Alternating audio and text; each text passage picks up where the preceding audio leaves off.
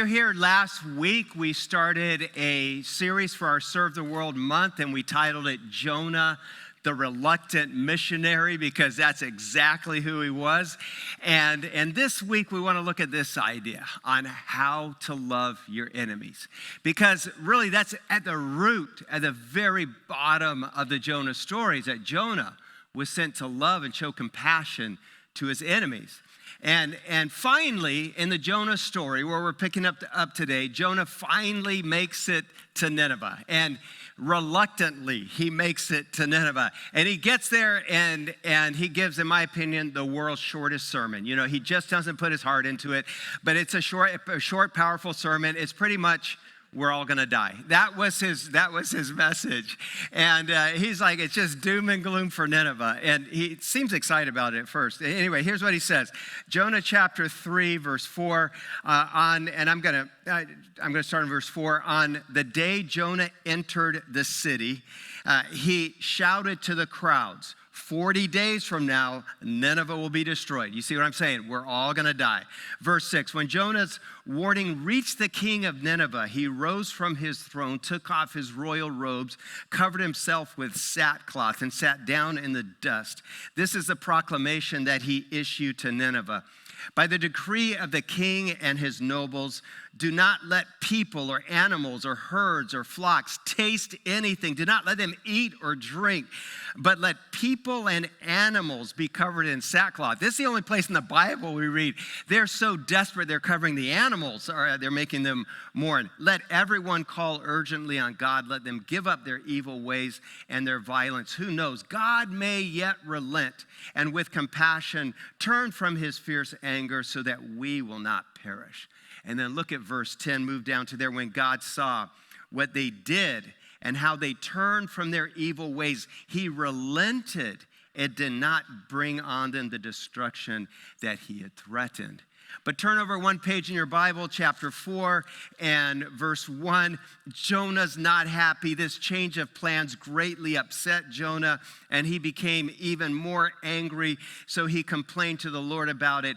Didn't I say before I left home that you would do this, Lord? That is why I ran away to Tarshish. I knew that you are a merciful and compassionate God, slow to get angry and filled with unfailing love. You are eager to turn back from destroying people. Just kill me now, Lord. Okay, look at this is bad attitude Jonah, isn't it? Just a miserable guy. And he sits under a bush and he complains. And why is he so mad at God? Because God had spared and showed love and compassion to Jonah's enemies.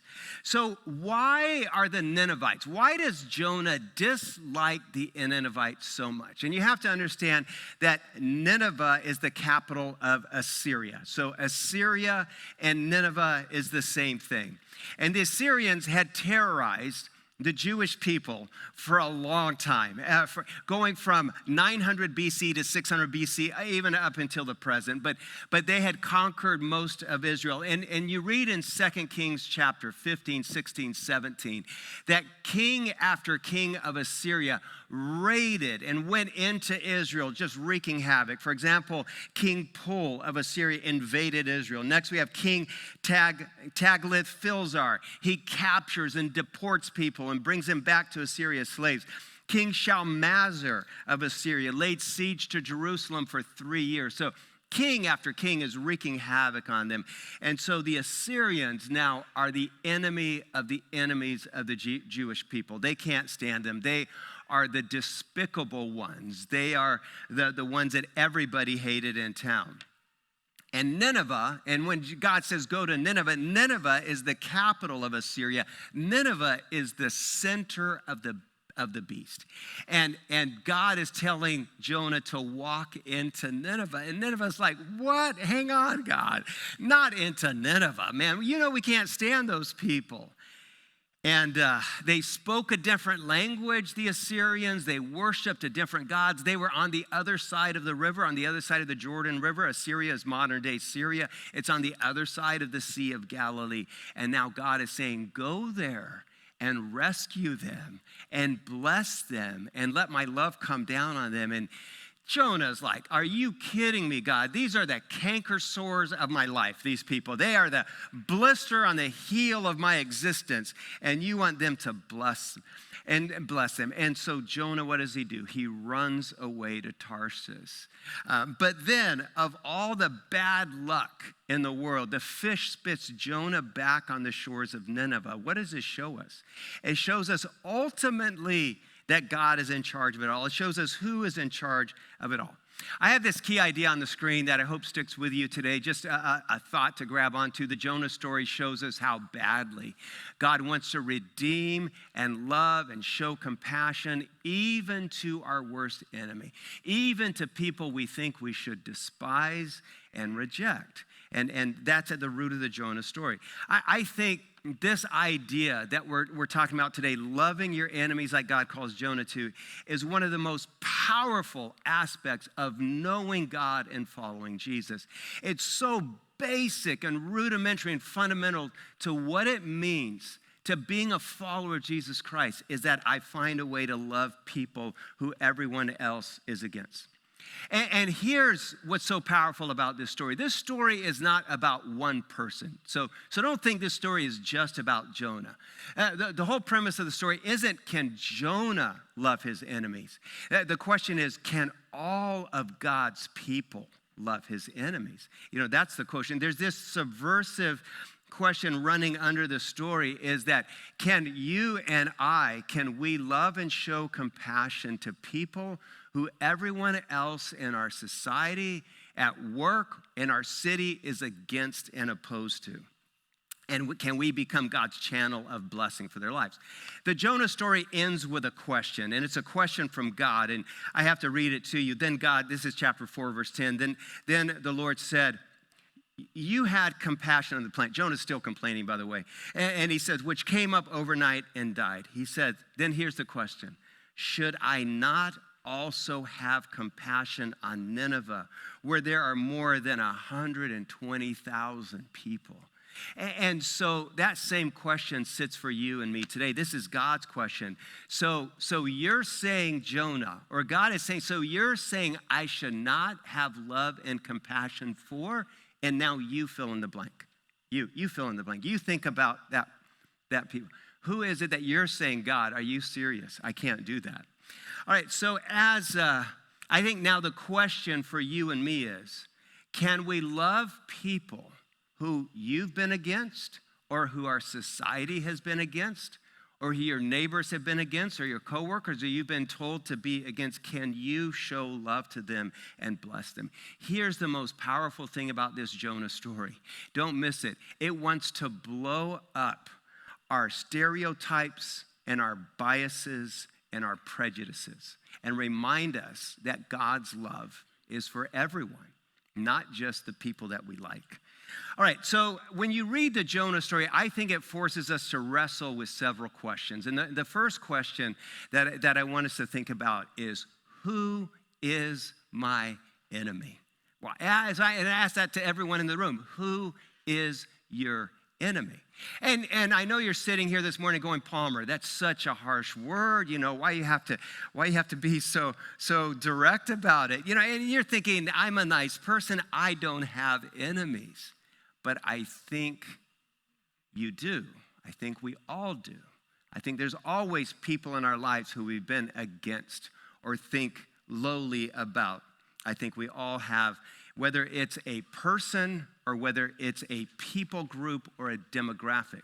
I think all of us, like Jonah, have our enemies. So when you hear the question, who is my enemy? Be honest with yourself. Who comes to mind? Is it an individual? Is it a group of people? Is it a kind of people? Who is your Ninevite? That's the first question. Who is my enemy? The second question is this. Why do I have to love my enemy? Why is this so important to God in the Jonah story? I think Jesus was the best at answering this story. Here's what this question. Jesus says this in Luke chapter 6. He says, if you love those who love you, what credit is that? He said, even sinners, people that don't know God, they like people who love them. And if you do good to those who do good to you, what credit is that, even sinners do that. Verse 35, but love your enemies. Do good to them. Bless them. G.K. Chesterton was a 20th century theologian from England, and he says this about loving your enemies. The Bible tells us to love our neighbors and also to love our enemies, probably because they are generally the same people. I don't know about you and your neighborhood, but that's often true. I think when you look at the life of Jesus, I said Jesus is the best at answering this question of why do I have to love my enemy? Because Jesus gives us this living theology of loving people who everyone else is opposed to. Jesus made a habit of accepting, embracing, going toward the outsider and the outcast and the other. And this is so key. Why must I love my enemies? Because love for other people, especially those you've been against, is the greatest evidence of love for God. And that's how writers in the Bible like John, the Apostle John, says this in 1 John 4:21. He says, anyone who loves God must also love their brother and their sister. You see what John is doing here? He draws a straight line between loving people who you don't like so much and loving God. If you say you love God, then you have to love even those people who are difficult, or even those people that you don't like. Matthew 22, Jesus replied, verse 37, love the Lord your God with all your heart, with all your soul, with all your mind. This is the first and greatest commandment. You know that part. And then he says, and the second is this, love your neighbor. Love your neighbor.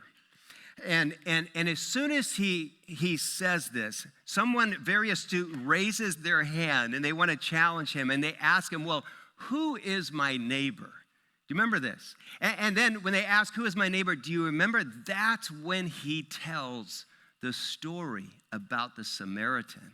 In other words, the Samaritan is your neighbor. And the Jews despised the Samaritans. You know this. They couldn't stand the Samaritans. The Samaritans were the people of another race. They spoke another language. They worshiped another god. So there wasn't a Jew that cared just a penny, a cent for the Samaritans. Now, maybe what you don't know about the Samaritans is that the Samaritans and the Assyrians are the same thing. Because the Neo-Syrian Empire had expanded into Israel between 900 and 600 BC, and they had controlled much of Israel. When they finally went back, then a pocket, a segment of the Assyrian population stayed behind because they had married Jewish women or Jewish men, and so you had this whole populations of part Assyrian, part Jewish people, a mixed race people that now were living in Jerusalem, in Israel, speaking another language, worshiping other gods. And so the Jewish people couldn't stand them. So when Jesus says your neighbor is the Assyrian, is a Samaritan, he's saying your neighbor is the Assyrian. Now love them and accept them.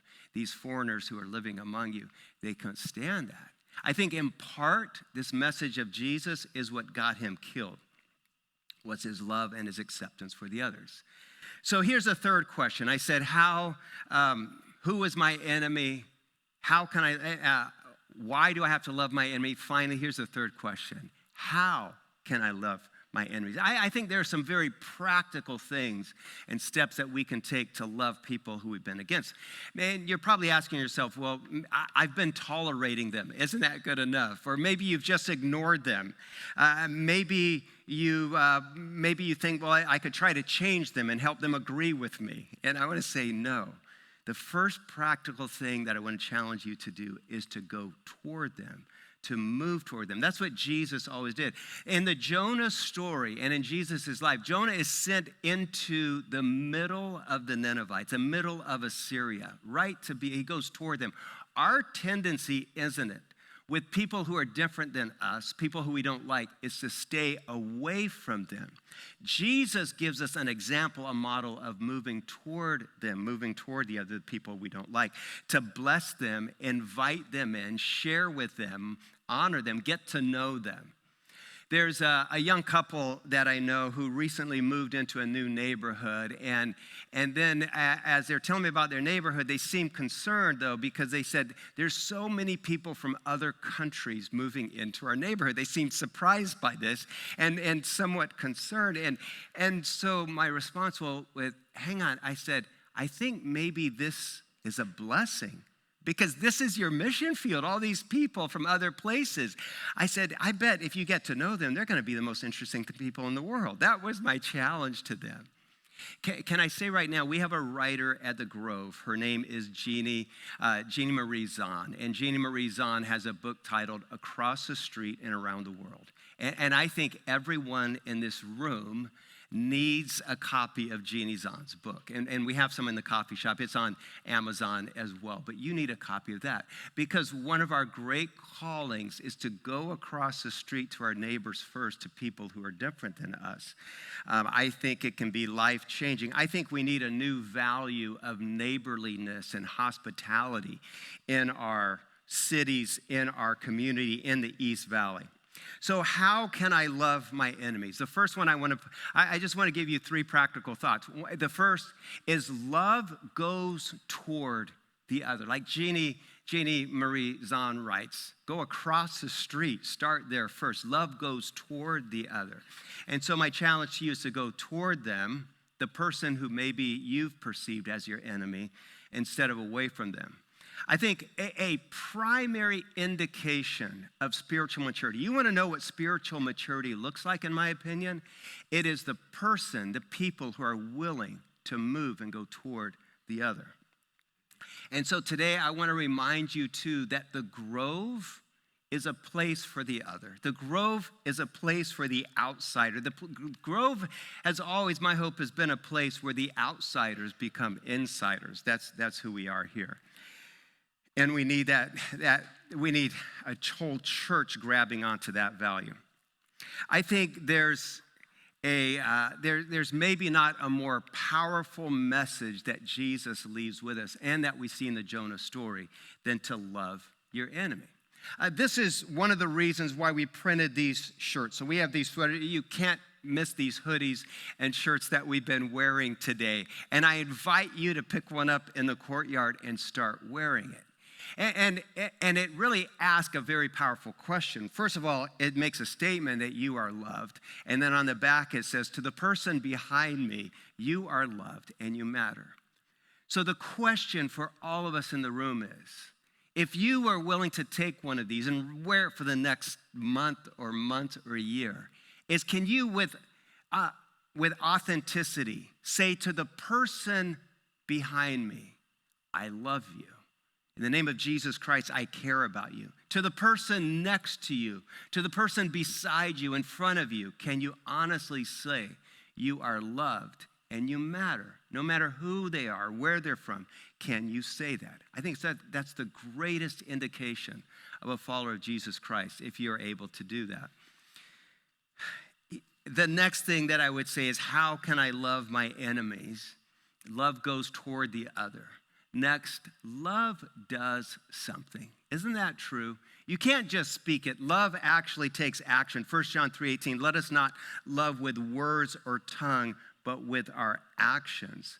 The point is, just don't read the Bible. Just don't pray about people. Don't just hear messages about what we should do, but actually do something. I think the Holy Spirit, every week, if not every day, is prompting you in different ways to show the love of Jesus Christ to someone near you. And so many times we ignore it. My challenge is to act on it. Love does something.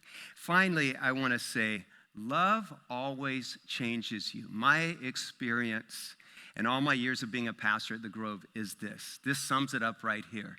Is that when we as God's people commit to loving our enemies, or people we've been distant from, or we've been away from, it changes us. It changes me. It makes me a different kind of person. I say this last one here, love always changes you. I say it with great conviction because this is the story of my family. Over the years, I've shared bits and pieces of my family story, but maybe not all of it. When I was small, about this big, we lived in Los Gatos, California. Los Gatos, some say, is an affluent corner of the Silicon Valley. When my father was here and he would preach, maybe you remember him talking about that he grew up with a silver spoon in his mouth. He came from a very affluent family. His grandfather was the founder of a Fortune 500 company. His grandfather was one of the most successful businessmen in the entire Bay Area. But then when my father was 33 years old, he accepted Jesus Christ for the first time in his life. And he left the family business and the family fortune and went to seminary. And after seminary, one of the first churches that he was given to interim pastor was a church in Berkeley, California. So we're living in Los Gatos, but my father is driving almost an hour to Berkeley to pastor a church. And my parents say that this was a small urban church on the edge of Oakland. It was mostly African American. So that was one of the first churches that he led. And we're there for just maybe 2 years. And then my father accepts a pastor position of all places, Picayune, Mississippi. And so they load our family in a Buick Skylark, and we drive from Los Gatos to Picayune, Mississippi. And I don't know if you know much about Picayune, Mississippi. But Picayune, Mississippi, you may think it's a small town, but it's an important agricultural center. It's at the crossroads of southern Mississippi. It's in the very fertile Mississippi River Basin. And you can grow anything there. And Picayune, and maybe you don't know this, is in the middle of Choctaw Indian Territory. And the Choctaw Indians, some say they've been there for 8,000, 10,000 years. They had been there a long, long time in what we know as Mississippi. But then in 1801, the federal government wanted to expand its territory. And so the Choctaw Indians were forced to sign a series of 8 treaties. Between 1801 and 1830, they signed 8 treaties. At the end of signing those treaties, they had given away or were forced to give away all of their land that was east of the Mississippi River. About 32 million acres was taken from them. And then they were told to go west and settle in Oklahoma. So the Choctaw Indians marched from southern Mississippi, Picayune, 700 miles to Oklahoma, to the dusty plains of Oklahoma. You've heard of the Trail of Tears. The Trail of Tears starts in Picayune, Mississippi. Picayune is just 50 miles north of New Orleans, up the Pearl River. It's not far from there. In 1800, when cotton became the most valuable crop in the United States, in 1800, then New Orleans became a center, a hub, a major slave trading center. The port, the docks of New Orleans. Every day of the week, they were selling slaves on the docks of New Orleans from 1800 to 1865, 85, all of that time. And when slaves were sold, they were put on boats to go up the river, up the Pearl River, heading north. The first city up the river, the first major city, was Picayune. So when you hear the phrase, they were sold up the river, they were sold to Picayune. That's where we moved. That's where my family went in the late 1960s. And now, what I didn't say is that when we moved to Picayune, what I didn't say yet is that my mother was born in Mississippi. My mother was born in Tupelo, Mississippi, where Elvis was born. She grew up in Jackson, Mississippi, which is the center of the Deep South. My mother is 98 years old, by the way, today. But when she was growing up in the 1930s and the 1940s, Mississippi was a very divided place between blacks and whites. Let's just be honest. We all know that. Mississippi was divided in restaurants, divided in schools, divided in neighborhoods, divided on buses, divided in churches. And so that was what we moved into in Picayune. When we got to Picayune, my mother, and I called her Friday just to say, hey, remind me about what things were like in Picayune. And so she starts telling me. On Wednesdays, she started taking a group of women door to door to knock on doors. They called it calling back then. She tells me all the time, Palmer, you need to go calling, by the way. But they go knock on people's doors in the neighborhood to ask, can we pray with you? And then they would invite them to church. And she says that she knocks on one door, and an African-American woman, a black woman, answers the door, and she invites them in. And so she comes in, and she sits in this African-American woman's home. And she says, as I sat there visiting with her that afternoon, she said this on Friday. She said, I felt this extreme love for African-American people that I had never felt in my entire life. And she said, I knew sitting in her living room that the years of us worshiping with the African-American church in Berkeley, California, had prepared me for this moment. And she said, God filled my heart with a love for the black African-American people like I had never felt before. And she said, as I sat there with her, I knew there was something important, something big that God wanted me to do with this love. She said, I didn't know what it was in the moment. But then just a few months later, maybe it was just a few weeks later, a young African pastor from Liberia, his name is Augustus Marway, he came and he was having dinner at our table. I still remember him sitting at our dinner table, and Augustus Marway is telling my mother and my father, I need you in Liberia. I need you to move to Africa with me. He wanted my father to come and train pastors. He wanted my mother to come lead a school and start a clinic.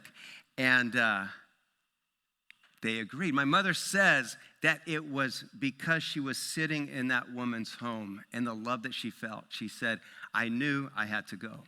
And so that was over 50 years ago. And she reminded me on Friday, she said, before we left for Africa, she said, you know, I wrote a poem. I told her I was speaking on love. She said, you know, I wrote a poem on that. I said, no, I didn't know you wrote a poem. And she said, it's in my book. And her book is titled The Yankee Officer and the Southern Belle, A Journey of Love Across Africa. And by the way, we have it in our coffee shop if you want to take a copy home. But here's what she writes.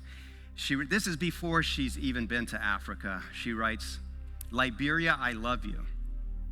Liberia, I love you, though I have not touched your shores. My heart has crossed the ocean and lodged within your door. Liberia, I love you. You were written on my heart before I ever knew you or longed this gospel to impart. Liberia, I love you. My big God, he loves you too. And the Christ that died for me died for Liberia too. Liberia, I love you, and this message that I bring will turn your heart to Jesus and make the angels sing. She said this on Friday. After she recited these words from memory, she said, I've never gotten over this love. She said, it's a kind of love that only God can put in your heart. And so, my question to you is, are you able to love the other? Are you able to love like that? That was over 50 years ago that my family moved to Africa. The only home our family has ever had my entire life since then has been in Africa. And today, I get to get on a plane with Veronica and fly back to Liberia. I'm speaking at our African Bible College graduation there next week. And that's still home in my heart. I live in Gilbert now, but that's still home. And just as I've been thinking about my own story, it's hit me that it all started because my mother and my father were willing to go. And so we're asking you this question: where will you go? Who will you go to? Would you be willing to go even to the people who you have been against, like Jonah, and show them the everlasting love of Jesus Christ? This is your greatest calling in life. There's nothing greater that you can do as a follower of Jesus Christ than to love your enemies, to love those that everyone else has been against, to love them and to bless them. So where will you go? Who will you love? I want to ask you to stay seated for the next minute. Please don't leave. Just hang on. We have a challenge for you before you go. But Shanice has offered to do this song that talks about the unfailing, the powerful love of God and how we can show it too. Thank you, Shanice.